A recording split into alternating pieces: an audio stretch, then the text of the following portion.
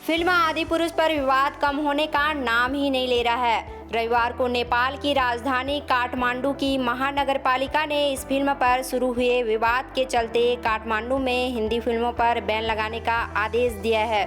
दूसरी तरफ इस फिल्म के मेकर्स ने इसके विवाद डायलॉग पर बढ़ते विरोध को देखते हुए फिल्म के डायलॉग बदलने का फैसला किया है। दूसरे दिन इस फिल्म की कमाई में 40% की गिरावट भी देखने को मिली है। रविवार को काठमांडू मेयर ने घाटी में स्थित सभी फिल्म थिएटर्स को आदेश दिया है कि सोमवार से वहां किसी भी हिंदी फिल्मों को रिलीज नहीं किया जाएगा। इस बारे में ऑफिशियल अनाउंसमेंट करते हुए उन्होंने एक ट्वीट शेयर भी किया है। इसके साथ ही सभी थिएटर्स को भी इससे संबंधित लेटर भेजे गए हैं। छत्तीसगढ़ के सीनियर आईपीएस रवि सिन्हा को बड़ी जिम्मेदारी मिली है। वरिष्ठ आईपीएस अधिकारी रवि सिन्हा को देश की खुफिया एजेंसी रॉ का नया चीफ नियुक्त करने की मंजूरी दी गई है। रवि सिन्हा सामंत कुमार गोयल की जगह लेंगे, जिनका रॉ चीफ का कार्यकाल 30 जून को पूरा हो रहा है। बता दें कि रॉ के मौजूदा चीफ सामंत गोयल की सेवाएं केंद्र सरकार ने 2 बार बढ़ाई हैं और अब 30 जून को उनका कार्यकाल खत्म होने वाला है। रवि सिन्हा 30 जून को ही अपना पदभार ग्रहण करेंगे। उनका कार्यकाल इस पद पर 2 साल का रहेगा। आपको बता दें, रवि सिन्हा 1988 बैच के आईपीएस अफसर रहे हैं। छत्तीसगढ़ के लोगों की चिलचिलाती धूप से हालत पस्त हो गई है। लोगों को अब बेसब्री से मानसून का इंतजार है। रायपुर के साथ ही अन्य जिलों में लू के थपेड़ों से जनजीवन प्रभावित है। चुभन भरी धूप से रात का तापमान भी बढ़ने लगा है। उमस से लोगों का हाल बेहाल है। राजधानी रायपुर समेत प्रदेश के कई जिलों का अधिकतम तापमान 40 डिग्री सेल्सियस के पार पहुंच गया है। आने वाले दिनों में ये पारा 43 डिग्री से भी पार हो सकता है। मौसम विभाग ने इसे लेकर हीट वेव का अलर्ट जारी कर दिया है। आज शेयर बाजार में गिरावट देखने को मिली है। सेंसेक्स जहां 216 अंक गिरकर 63,168 के स्तर पर बंद हुआ, तो वहीं निफ्टी में भी 70 अंक की गिरावट रही और ये 18,755 के स्तर पर बंद हुआ। इसी के साथ 19 जून से सॉवरेन गोल्ड बॉन्ड स्कीम की 8वीं सीरीज निवेश के लिए खुल रही है। इसके बाद सोने की कीमत 5,926 रुपये प्रति ग्राम रहेगी। बता दें कि ये स्कीम 23 जून 2023 तक के लिए खुली रहेगी। आतंकी संगठन खालिस्तान टाइगर फोर्स के चीफ आतंकी हरदीप सिंह निज्जर की कनाडा में गोली मारकर हत्या कर दी गई है। हरदीप सिंह निज्जर कनाडा में रहकर लंबे समय से पंजाब में खालिस्तान मूवमेंट को हवा दे रहा था। शुरुआती जानकारी के मुताबिक बीती रात आतंकी निज्जर गुरुद्वारे के बाहर पार्किंग में अपनी कार में था, जिस दौरान 2 युवक मोटरसाइकिल पर आए और फायरिंग शुरू कर दी। निज्जर को कार से बाहर निकलने का समय नहीं मिलने के कारण उसकी मौके पर ही मौत हो गई। सूत्रों के मुताबिक कनाडा पुलिस ने इस मामले में 2 पंजाबी और एक चीनी युवक को पकड़ा है। हालांकि इसकी औपचारिक पुष्टि नहीं हुई है। आपको बता दें, एनआईए ने हाल ही में 40 आतंकियों की लिस्ट जारी की थी। उसमें भी निज्जर का नाम शामिल था।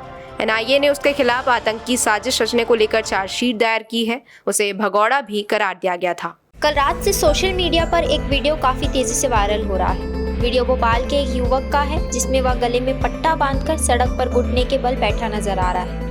वीडियो में देखा जा रहा है कि एक अन्य शख्स युवक को कुत्ता बनाकर सड़क पर घसीट रहा है और उसे भौंकने के लिए कह रहा है। पुलिस ने पीड़ित की शिकायत पर 6 आरोपियों के खिलाफ धार्मिक स्वतंत्रता अधिनियम समेत अन्य धाराओं पर केस दर्ज कर लिया है। इसमें 3 और आरोपियों को गिरफ्तार कर लिया गया है।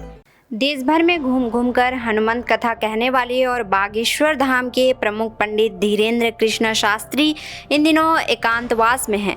एकांतवास के बाद बाबा फिर से देश भर में कथाएं करेंगे और दरबार लगाएंगे।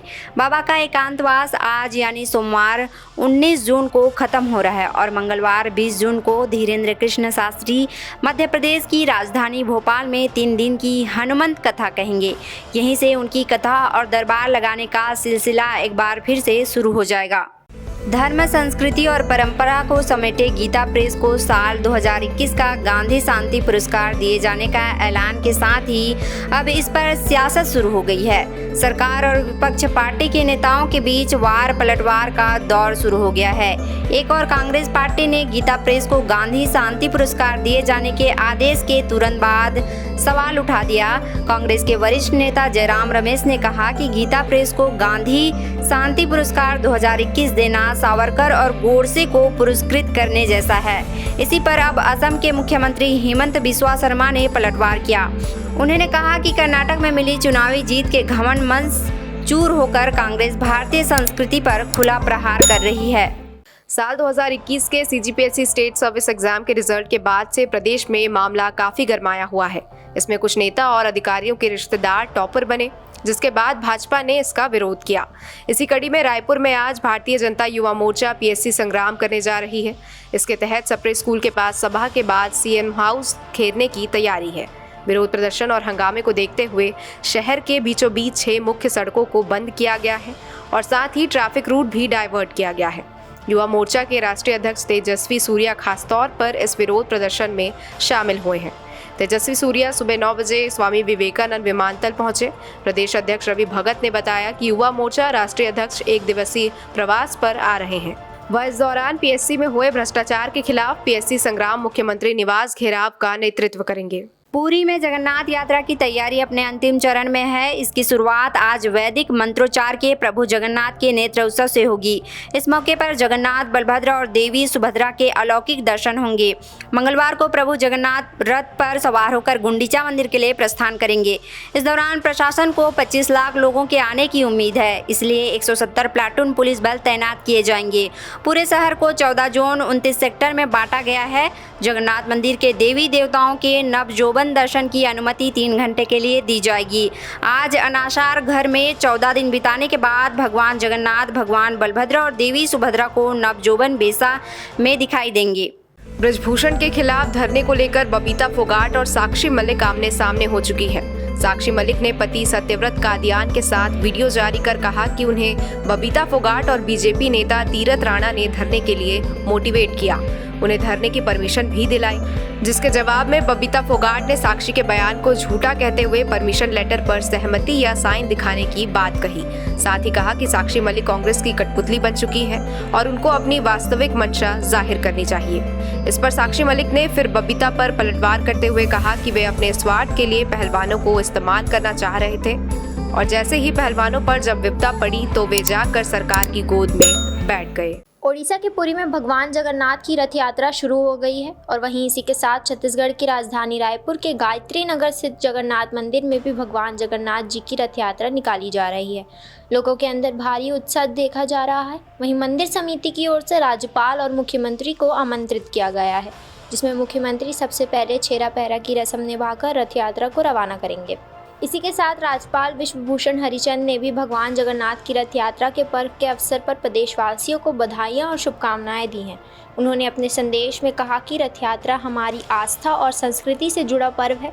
ये त्यौहार हमको एक सूत्र में बांधने का अवसर देता है। सोशल मीडिया पर यूं तो जानवरों के कई वीडियो वायरल होते रहते हैं। कुछ वीडियो बेहद ही फनी होते हैं, वहीं कुछ वीडियो ऐसे होते हैं जिन्हें देखने के बाद आपका दिल दहल जाएगा। अभी हाल ही में सोशल मीडिया पर एक वीडियो वायरल हो रहा है। इस वीडियो में देखा जा सकता है कि कैसे एक फीमेल जगुआर पानी में रहते हुए पानी के दैत्य का शिकार करती है। इस वीडियो को देखने के बाद आप समझ जाएंगे कि जगुआर कितनी खतरनाक है।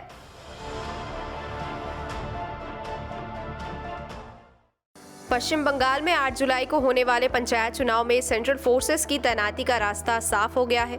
बता दें कि सुप्रीम कोर्ट ने आज कोलकाता हाई कोर्ट के फैसले में दखल देने से इनकार कर दिया और राज्य चुनाव आयोग की याचिका भी खारिज कर दी है। जस्टिस बीबी नागरत्ना और जस्टिस मनोज मिश्रा की वैकेशनल बेंच ने मंगलवार को सुनवाई करते हुए कहा, बंगाल में चुनाव के दौरान हिंसा का पुराना इतिहास रहा है। हिंसा के साथ चुनाव नहीं हो सकते। राज्य सरकार और चुनाव आयोग को सेंट्रल फोर्स की तैनाती पर क्या ऐतराज है।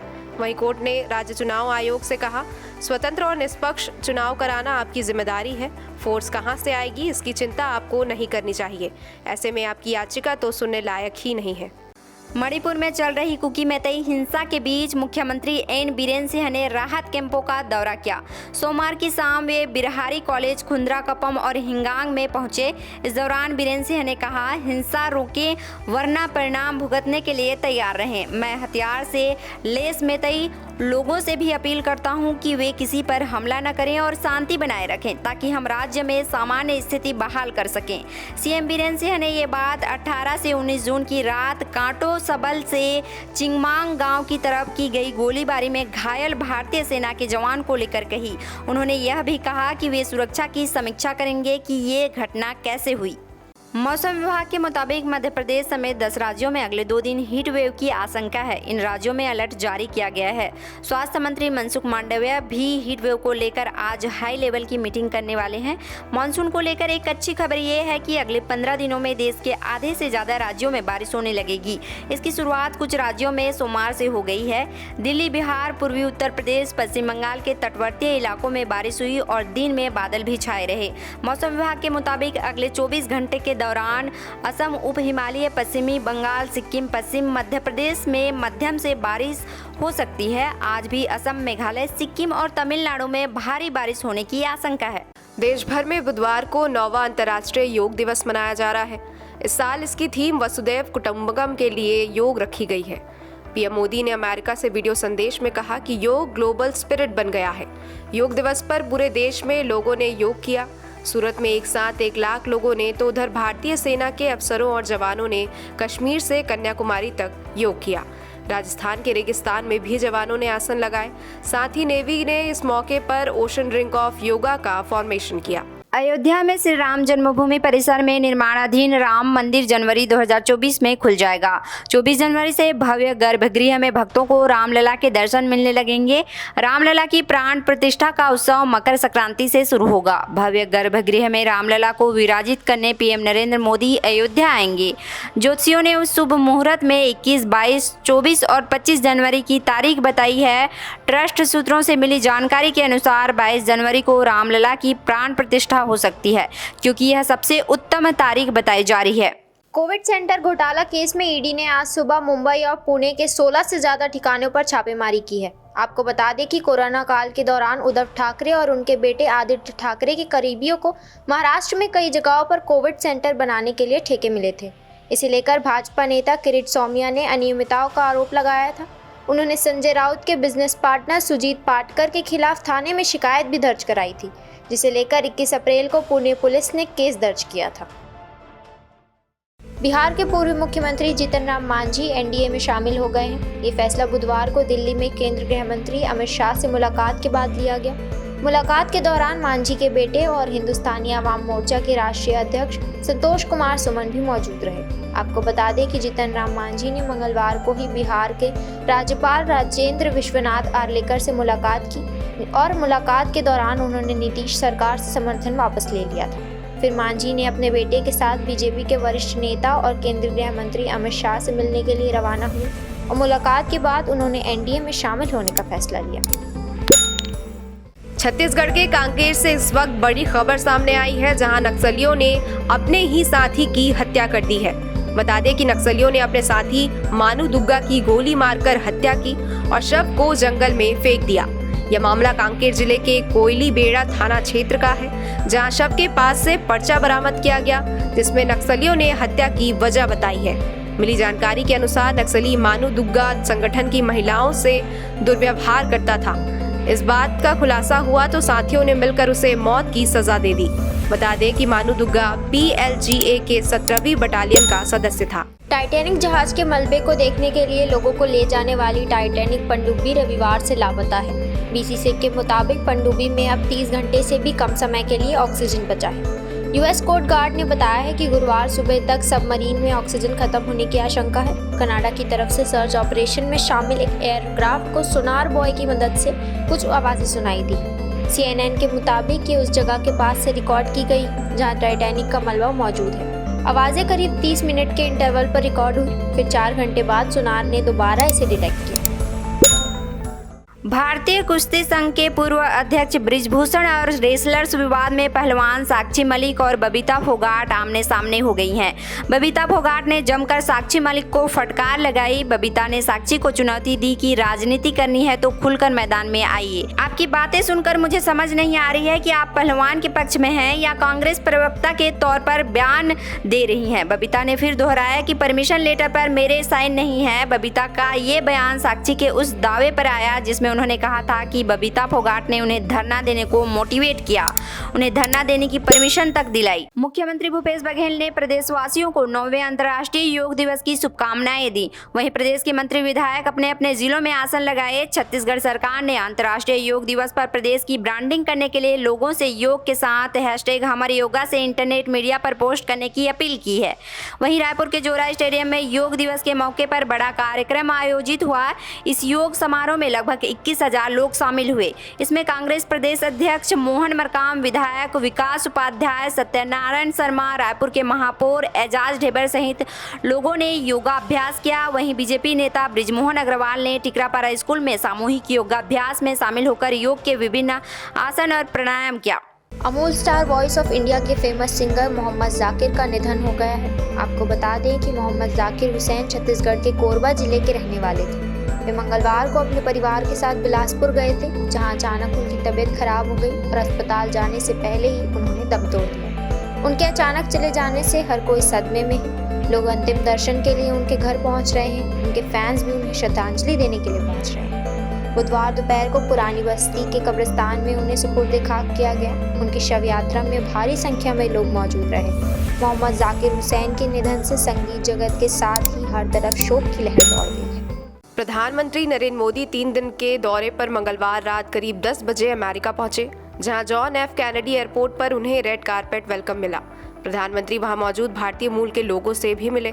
इसके बाद प्रधानमंत्री ने टेस्ला के को-फाउंडर और ट्विटर ओनर एलन मस्क समेत नोबेल विजेता, इकोनॉमिस्ट, आर्टिस्ट, साइंटिस्ट, स्कॉलर जैसी 24 पर्सनालिटीज से मुलाकात की। प्रधानमंत्री से मुलाकात के बाद मस्क ने यह भी कहा कि वे इस साल के आखिर तक भारत में टेस्ला फैक्ट्री के लिए लोकेशन फाइनल कर देंगे। साथ ही उन्होंने स्टारलिंक को भी भारत लाने की उम्मीद जताई है, जिससे भारत के दूरदराज के गांवों तक इंटरनेट पहुंचाने में मदद मिल सकती है। शहर में कई स्थानों पर बिना अनुमति के बैनर पोस्टर लगे हुए हैं, जिसकी जानकारी यहां के अफसरों को भी नहीं है। बिना अनुमति के पोस्टर लगाने पर कार्रवाई तो दूर, उन पोस्टरों को हटाया भी नहीं गया है। इन पोस्टरों के कारण लोगों को शॉर्ट सर्किट व अन्य खतरे का डर बना हुआ है। गलियों सहित शहर के मुख्य मार्ग पर यह पोस्टर लगे हुए हैं। इसके बाद भी विभाग इन पर कोई कार्रवाई नहीं कर रहा है।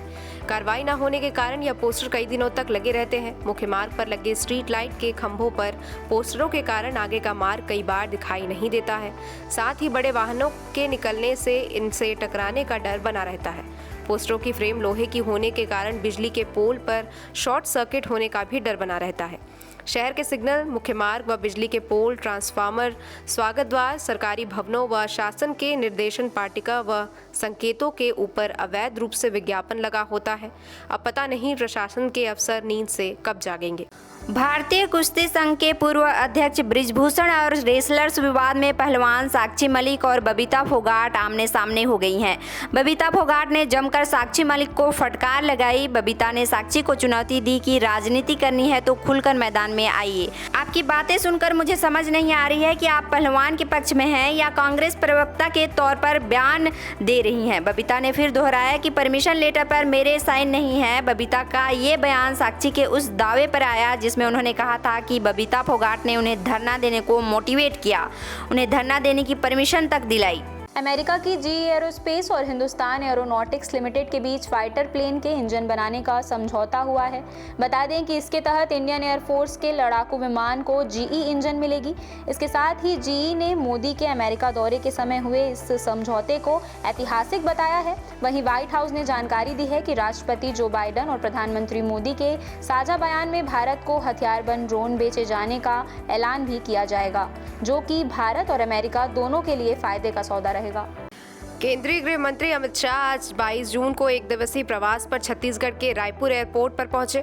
रायपुर एयरपोर्ट पर प्रदेश अध्यक्ष अरुण साव, प्रदेश प्रभारी ओम माथुर, पूर्व मुख्यमंत्री डॉक्टर रमन सिंह सहित प्रदेश संगठन के दिग्गज नेताओं ने शाह का जोरदार स्वागत किया। अमित शाह दुर्ग जिले के लिए रवाना हो चुके हैं। इसी बीच केंद्रीय मंत्री गिरिराज सिंह भी रायपुर पहुंचे हैं। आपको बता दें कि केंद्रीय गृह मंत्री पहली बार दुर्ग जिला के विभिन्न कार्यक्रमों में शामिल होंगे। छत्तीसगढ़ में चुनाव जैसे जैसे नजदीक आ रहे हैं, वैसे ही भाजपा के केंद्रीय नेताओं का आगमन छत्तीसगढ़ में देखने को मिल रहा है। चाइना के चिंचुआन शहर में बुधवार देर रात एक रेस्टोरेंट में धमाका हो गया है। हादसे में 31 लोगों की मौत हो गई है। चीनी मीडिया के मुताबिक गैस के रिसाव के कारण धमाका हुआ, जिसमें 7 लोग घायल बताए जा रहे हैं। हादसे के बाद सभी को इलाज के लिए अस्पताल ले जाया गया। यहाँ ड्रैगन बोट फेस्टिवल की तैयारी चल रही थी, जिस दौरान ये हादसा हुआ है। चीनी मीडिया ने हादसे के बाद कुछ तस्वीरें जारी की हैं, जिसमें आग बुझाने के बाद मौके पर मौजूद दमकल विभाग की गाड़ियां नजर आ रही हैं। दमकल कर्मी घायल लोगों को एम्बुलेंस तक ले जाते हुए भी दिख रहे हैं। मुंबई के महिम इलाके में उद्धव ठाकरे और प्रकाश अंबेडकर के पोस्टर लगाए गए हैं, जिनमें औरंगजेब की तस्वीरें भी हैं। होर्डिंग पर मराठी में लिखा हुआ है कि प्रकाश अंबेडकर औरंगजेब की धुन पर नाच रहे हैं और उद्धव ठाकरे इनका समर्थन कर रहे हैं। दरअसल उद्धव ठाकरे के सहयोगी प्रकाश अंबेडकर ने शनिवार को संभाजी नगर में औरंगजेब की मजार पर फूल चढ़ाए थे। इन पोस्टर को लेकर महाराष्ट्र के मंत्री दीपक के सरकार का कहना है कि औरंगजेब के लिए उद्धव का नया लगाव देखा जा सकता है। उन्होंने कहा है कि जो लोग हिंदुत्व के साथ समझौता कर रहे हैं, उन्हें छत्रपति शिवाजी महाराज कभी माफ नहीं करेंगे। प्रधानमंत्री नरेंद्र मोदी के अमेरिका दौरे का दूसरा दिन है, जिसमें वो आज प्राइवेट डिनर के लिए व्हाइट हाउस पहुंचे, जहां राष्ट्रपति बाइडेन और फर्स्ट लेडी ने उनका स्वागत किया। बता दें कि डिनर में भारत के national security adviser Ajit Doval और अमेरिका के NSA जैक सुलिवन भी मौजूद रहे। वहीं इस मौके पर पीएम मोदी ने अमेरिका की फर्स्ट लेडी जिल बाइडेन को 7.5 कैरेट का eco friendly green diamond gift किया और राष्ट्रपति बाइडेन को 10 प्रिंसिपल्स ऑफ उपनिषद किताब के फर्स्ट एडिशन के साथ ही मैसूर के चंदन से बना एक खास बॉक्स दिया, जिसे जयपुर के कारीगरों ने बनाया था। इस बॉक्स के अंदर भगवान गणेश की एक मूर्ति और एक दिए के साथ छोटी छोटी डिब्बियों में 10 गिफ्ट्स थे। केंद्रीय गृह मंत्री अमित शाह के छत्तीसगढ़ प्रवास के बीच एक दुखद खबर सामने आई है। दरअसल भिलाई वैशाली नगर सीट से भाजपा विधायक विद्यारतन भसीन का आज दोपहर 79 साल की उम्र में निधन हो गया। बताया जा रहा है कि विधायक भसीन लंबे समय से बीमार चल रहे थे, जिसके चलते उन्हें राजधानी रायपुर के रामकृष्ण अस्पताल में भर्ती कराया गया था और आज इलाज के दौरान उनका निधन हो गया। इस साल यानी पहले 6 महीनों में 19 जून तक सरकार को फास्टैग से 28,180 करोड़ रुपए की कमाई हुई। 2021 से 2022 के बीच फास्टैग से हुई कमाई में 40% का इजाफा हुआ है। ये 34,778 करोड़ रुपए से बढ़कर 50,855 करोड़ रुपए तक पहुंच गई। वहीं बीते 5 साल यानी 2017 से 2022 के बीच फास्टैग कलेक्शन दोगुने से ज़्यादा बढ़ा है। 2021 में फास्टैग कंपलसरी हो गया था, इसलिए कलेक्शन में ये ग्रोथ आई है। छत्तीसगढ़ की राजधानी रायपुर में एक बार फिर आयकर की टीम ने दबिश दी है। जानकारी के मुताबिक यह छापा तेली बांधा स्थित ऐश्वर्य रेसिडेंसी में रहने वाले चार्टर्ड अकाउंटेंट सत्येंद्र जैन के घर पड़ा है। कॉलोनी में सुबह सुबह 3 अलग अलग गाड़ियों में आयकर विभाग के अधिकारी पहुंचे। चार्टर्ड अकाउंटेंट के बेटे की फर्म की भी जाँच कराई जा रही है। खबर है कि सोलर सप्लाई में बड़े सरकारी टेंडर चार्टर्ड अकाउंटेंट के परिजनों ने लिए हैं। इस छापे में महत्वपूर्ण दस्तावेज खंगाले जा रहे हैं, जिसमें आयकर विभाग को कर चोरी का बड़ा इनपुट मिला था। देर शाम तक इस छापे की कार्रवाई जारी रहने की उम्मीद है। आज शेयर बाजार ऑल टाइम हाई बनाने के बाद 284 अंक टूटा, जहां सेंसेक्स 284 अंक फिसलकर 63,238 के स्तर पर बंद हुआ, जबकि सुबह सेंसेक्स 78 अंक बढ़कर 63,601 के स्तर पर खुला था। आज सेंसेक्स के 30 शेयरों में से 20 में गिरावट और 10 में तेजी देखने को मिली है और वहीं निफ्टी में भी आज 85 अंक की गिरावट देखने को मिली है, जिससे ही 18,771 के स्तर पर बंद हुआ। 22 कैरेट सोने की कीमत 53,742 रुपए हो गई और साथ ही चांदी 1,380 रुपए सस्ती होकर 68,753 रुपए प्रति किलोग्राम पर आ गई है। वहीं यूएस डॉलर 82 रुपए रहा। SAFF चैंपियनशिप में भारत पाकिस्तान के मैच में बुधवार देर रात झड़प हो गई। पाकिस्तानी टीम के खिलाड़ी भारतीय टीम के हेड कोच और मैनेजर इगोर स्टिमाक से लड़ने पहुंच गए।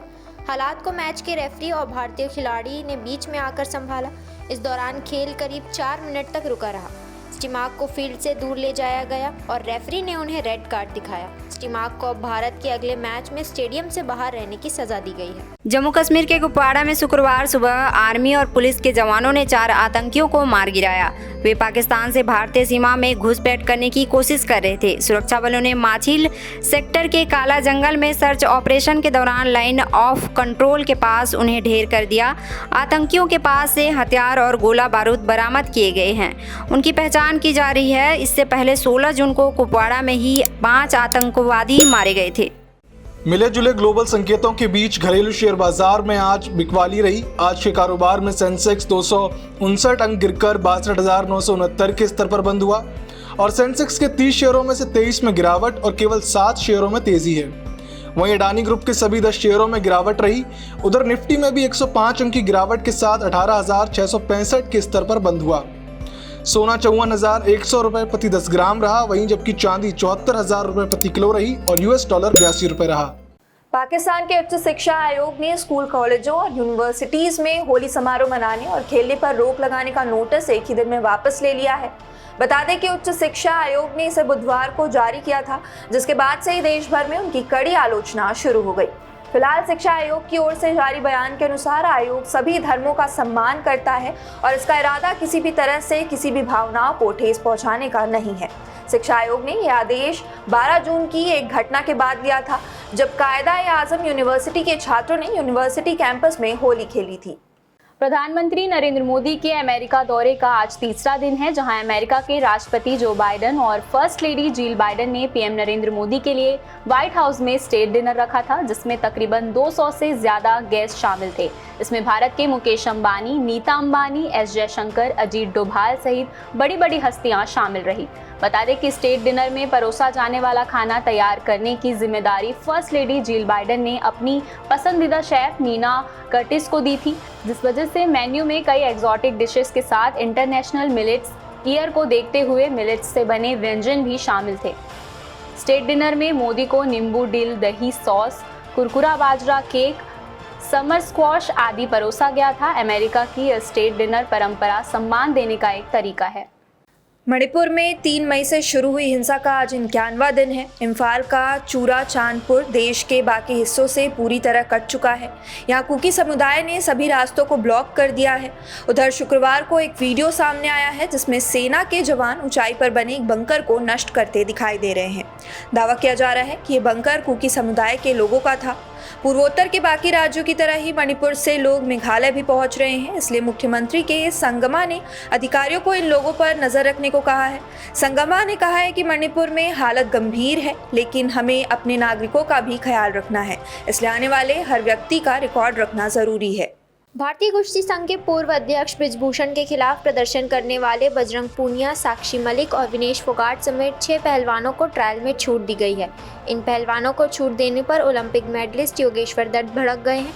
उन्होंने कहा है कि क्या धरना देने वाले खिलाड़ियों का यही मकसद था।